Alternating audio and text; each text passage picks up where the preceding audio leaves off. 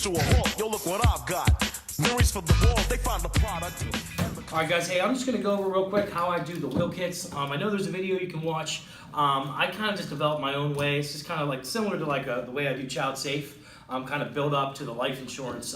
But anytime I go into the home, same as always, I'm going to do form. I'm going to talk to them for a long time. It's usually older people, so I'm going to start to qualify them like medically, ask them about medications, if diseases, stuff like that, cancer, things like that, in any way, kind of appropriate way that I can.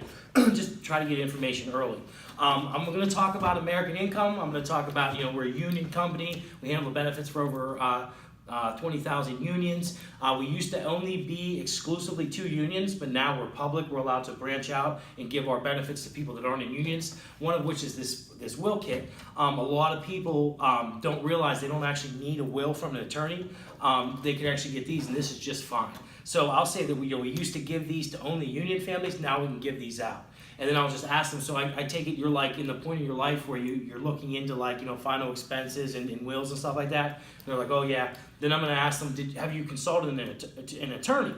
And people are always gonna say no. A few people say yes. I'm like, what is it, like $500?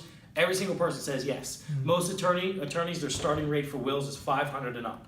And I always tell people, you know what? If you own like a big farm and you have like cattle and tractors and tons of kids, they're gonna fight over everything, and you have offshore accounts and all this stuff, then yeah, you need a will. But people like us, I bring them down to my level. People like us, we don't actually need a will. This will kit actually suffices just fine. And now again, I'll talk about American Income. Sometimes I'll still play the video. I'll play like the American Income referral video. That's a good video to play. It just touches a little bit about American Income, kind of like they were sponsored in by requesting the will kit. And then I'll start talking about probate. And I'll say like the whole reason for even having a will is probate. Have you guys ever heard of probate?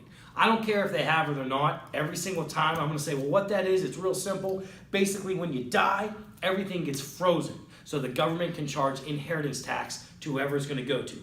Also, it gives a chance for like creditors or people, like loans, things like that. It gives people a chance to contest your estate to get their money. So if you owe like student loans or you owe like back payments on something, anything like that, during the probate process, those people can attest your estate, get their money before all your money gets released to your beneficiary, like your kids or whatever. So the whole reason you need to have a will is to minimize the probate process, make it much easier, and kind of designate where everything goes for each person. So I'm going to bring out the will kits again. I'm going to make, I'm going to like kind of Vanna White them and everything, make them real big. So this is the will kit, and I always tell people, do you remember whenever you took a test in high school when you had to like, write, you had all the questions on one paper and you could do scratch work and figure stuff out, but you actually put the answers on a different paper? You remember that? Yeah, okay. This is kind of like that. This side of the book here, where you see where it says free will kit here, this is the workbook. So you basically just go through here and you fill it all out, and you can like cross stuff out, put stuff in, make changes, and you get it all completely ready. Then the final copy is this one. This is the one that you fill it all out exactly the way you want it, and then you take this to a notary and get it notarized. Now, almost all banks and credit unions have a notary on staff. I know a lot of people around here use the Federal Credit Union in town. Is that what you guys do? Yeah. Awesome. I do know for a fact they have a notary on staff. You can get it notarized there for free. So what I'll then do, if I'm sitting across from them, at this point, I'll get up and I'll go and I'll sit next to the lady. By this point, I've built enough rapport where I want to kind of get close to them and get real serious and talk about serious stuff. Also, in the beginning, I always reiterate, I don't need to know any personal information. I don't want to know about any assets or anything like that. I'm just going to show you how to fill this out, and then I'm going to go ahead and you guys later tonight or whatever take care of this. So then I'm going to open up this one. I'm going to skip the first page. The first page is the checklist I call it. I'm going to skip that, and I'm going to go through this. I'm going to sit next to the lady usually, and I'm going to go through this. I'm like, so each section here is going to tell you exactly what you need to do. So right here, this is real simple. This is where you're going to put down, like, designate assets. Like, I want all my quad to go to my son. I want my side-by-side to go to my daughter. I want my knickknacks to go to my cousin. like all that kind of stuff, you write that all down in here, and you'll see there's just a small section here, but in the final copy, there's actually pages and pages, so you can list lots and lots of items. Again, this is where you put the final ones. So you're just going to go through here, list all this stuff, and there's different sections, and I'm going to go through each section. This is over here, this is disposition of property. Do you guys own like a camp or something like that? So yeah, obviously you're going to leave your camp to someone. On this next page, you can actually, I know like my cousin, a couple of my cousins, their uncle passed away, left them their camp. They each own 25% of it. So you can actually divide up the different percentages of who's going to go to. Also, that goes down here. Also, legal guardianship. If you have children or you're the legal guardian of someone, you would need to designate who's going to go to them, who's going to be financially responsible for them. Over here, this again is different percentages. If you were different guardianship for different people. And then over here, executor stuff. This is all just as far as who's going to handle all your stuff. The person designed to do all that. This next page, this is for digital execution of powers.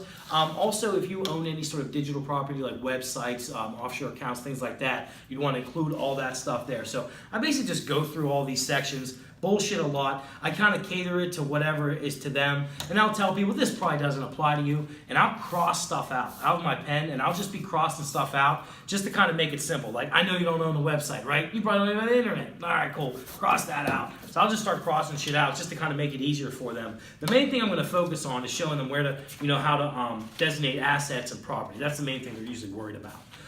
Then I'll show them go through the rest of the part. This is executive powers, and then at the end, there's a huge section for special directives. And you'll see in the book, it's kind of lengthy. You can put really anything you want. Like, I do not want a 2-day service. I want cremated. I want my ashes spread at the Dayton County Fairground. Whatever, you can put those specific things down in the special directives. Now, you're going to want to initial every single page up to this point. The next page is actually going to be the page that goes to the notary. You'll see there isn't an initial section. Do not initial that. I don't want to have to come back and give you another one of these, so please, you got to do it right. So practice in this one. When you do it in this one, you'll have it. But this is what goes to the notary. You're going to need one other person as a witness other than the notary with you to go ahead and sign that. I always say it's best to do like the whoever's like in charge of your stuff, the executor or whatever. Have them with you. But that's what goes to the notary. That's the first part of the book. The second part is all for the living will. This doesn't necessarily have to be filled out unless you want to. This is all about life support system, breathing tube, assistive devices, stuff like that. If you were to be an invalid or something like that in a hospital or nursing home, it talks about that stuff. So that's more in detail stuff. You can go through that. The workbook explains that exactly. Some people it's a big deal, others not so much. My main focus is obviously the permanent. Whenever you die, getting make sure the will and everything is in place. So. That's the book. Any questions on that? No? Makes sense? All right, great. Let's just go through the checklist here. And this is going to show this is the last little bit we're going to do here just to make sure we have everything. So reasons you might need to update this. Obviously, if you get married or divorced, birth of a child or grandchild, gained any new wealth or assets or property, serving time in the military, concerned pet owner. If you have pets, you're going to designate who gets your pets. That might change. Traveling or living abroad, moving to another state, obviously a change in limited medical care, change in medical technology, healthcare laws, pregnancy, another child, or designate a different person to make health decisions. So anytime you do update it, does require an additional notary to sign it again. And then whenever you make the change, you can actually cross it out and initial, and the notary will stamp that as well. Let's go ahead up here, copies. You want to give at least one copy to someone else that doesn't live in your home, and preferably that be your executor as well. And then this is here, an indication to be made of a document itself regarding who received a copy. Always put that in there, who got the copy. You should also initial the bottom of every single page, like I said before, and also initial about the life prolonging procedures. There must be a witness other than the notary whenever you go to the notary. You should not sign the document until you're at the notary. Henrietta, don't do it to me. I love you, but I don't want to come back. I got a lot of people to get these to, so please, make sure you bring it to the notary to get signed there. And then obviously, are you over 18? All right, cool. You got to be 18. And then, this part here, I always forget about this. This is for permanent life insurance. So whatever permanent life insurance that you have, you want to make sure you have the company and the policy numbers very clearly listed in your will, so those can go ahead and they can start the claim process right away when you die. Legally, life insurance companies have about 6 months to pay out. Some of the bigger companies average anywhere from 4 to 5 months, so you want to get that ball rolling real quick. They also recommend that you don't put down anything you have through work, because typically if you quit, retire, get fired, those benefits go away. That life insurance goes away. So who do you guys have your permanent life insurance through? No one. You guys don't have any? Mm-mm. Oh, geez. Actually, with American Income, it's kind of lucky that I came here. We have very exclusive union negotiated benefits that typically just due-paying members of unions have access to, but you actually have access to those benefits through the Will Kit program. Basically, we have really, really awesome life insurance at a very low premium because we don't do any advertising because we're union. So just give me a couple minutes. I'm going to go over a couple things with you, and at that point, I'll get my computer out. I'm going to show the Freedom of Choice video. I'm going to hammer from that point on. It's all freedom of choice. I'm pulling it out. I'm talking about it. I'm showing the video because all you're going to sell them on now is the day after they die. They need to have money to pay for that funeral. Now, if they tell me they do have life insurance, I'm going to ask them the 3 questions. I'm going to compliment them. Great, good job. That's awesome. How long ago did you get it? How much you pay a month? And do you know how much it's for? Usually you can figure out what it is or that kind of stuff. A lot of times people don't know how much it's for. They'll know like when they got it and how much they pay. And then you want to get their policies out and then obviously take it from there like a normal presentation. So that's pretty much the Will Kit, guys. That's how it's done. All right, thanks.